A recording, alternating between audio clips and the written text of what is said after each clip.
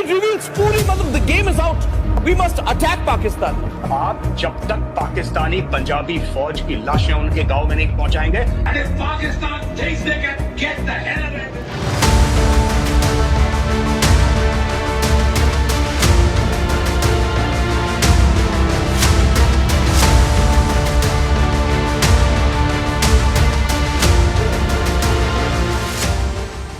सियासत में कुछ भी इत्तफाकिया नहीं होता, खास तौर पर जब सरहद के उस पार से उठने वाला धुआं इक्तदार के ईवानों में जीत की खुशबू बनकर फैलने लगे।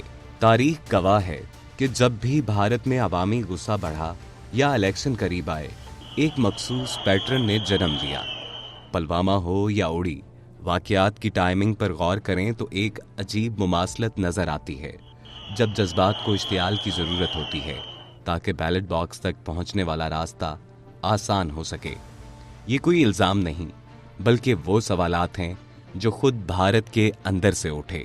जब सत्यपाल मलिक और परवीन सोहनी जैसे अफराद सिक्योरिटी लैब्स पर सवाल उठाते हैं तो शक की सुई एक खास सिमत मुड़ जाती है। बालाकोट में क्या हुआ? बालाकोट में हमारी जो इंडियन एयरफोर्स थी वो रात के टाइम एरिया में जहां रडार नहीं था, जहां वो तैयार नहीं थे, क्योंकि कभी पहले एयरफोर्स यूज ही नहीं हुई थी इंडिया पाकिस्तान के बीच में, वहां जाके हमने अपना फेंक दिया, बालाकोट के अंदर मिसाइल फेंक दी।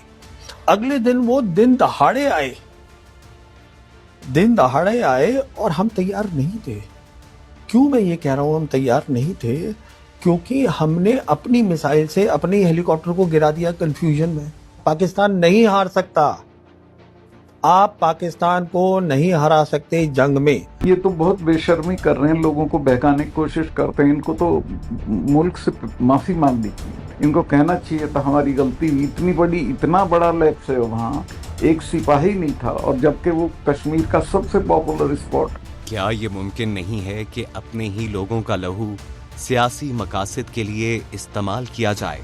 भारतीय दानिश्वर, मुनसिफ मिजाज सहाफी और खुद सियासतदान कई बार दबे लफ्जों में इस फॉल्स फ्लैग हिकमत अमली का एतराफ कर चुके हैं।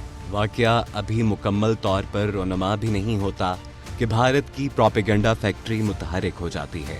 बगैर किसी ठोस सबूत के उंगली का रुख पाकिस्तान की तरफ कर दिया जाता है। It reveals पूरी मतलब the game is out. We must attack Pakistan. आप जब तक पाकिस्तानी पंजाबी फौज की लाशें उनके गांव में नहीं पहुंचाएंगे, And if Pakistan thinks they can get the hell of it with it. ये एक ऐसी पुरानी चाल है जिसका मकसद आलमी हमदर्दी हासिल करना और अंदरूनी नाकामियों पर पर्दा डालना है। पाकिस्तान पर इल्जाम धरना अब भारत के लिए कोई दिफाई जरूरत नहीं, बल्कि एक बाकायदा इंतखाबी मुहिम बन चुका है। और अब पहलगाम की कहानी भी इसी पुराने स्क्रिप्ट का तसलसल नजर आती है। Top story is the development that's taking place in Pahalgam in Jammu and Kashmir, where terrorists opened indiscriminate fire.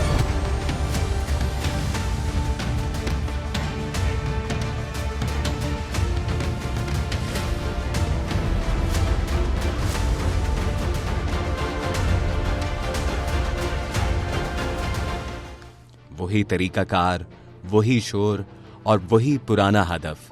लेकिन सवाल ये है कि क्या दुनिया अब भी इस घिसे पिटे बयानिए पर यकीन करेगी, या इस बार ये प्रोपेगेंडा मशीन अपने ही बने हुए जाल में फंस जाएगी?